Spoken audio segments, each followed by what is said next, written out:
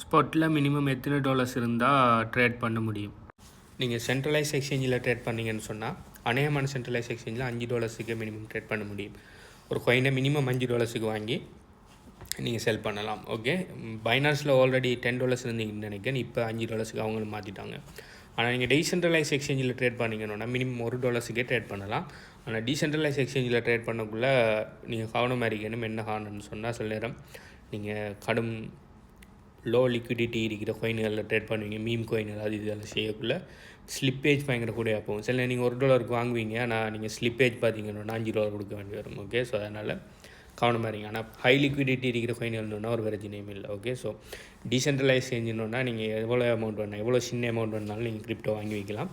Centralise எக்ஸ்சேஞ்சுன்னா $5 minimum தேவை உங்களுக்கு. Okay, உங்களுக்கு வேறு ஏதாவது கிரிப்டோ ரிலேட்டடான கொஷின்ஸ் இருக்குன்னு சொன்னால் கீழே கமெண்ட் பண்ணுங்கள். நீங்கள் மினிமம் எத்தனை டாலர்ஸுக்கு எந்த எக்ஸ்சேஞ்சில் நீங்கள் ட்ரேட் பண்ணீங்கன்னு சொல்லி கீழே கமெண்ட் பண்ணுங்கள். பை.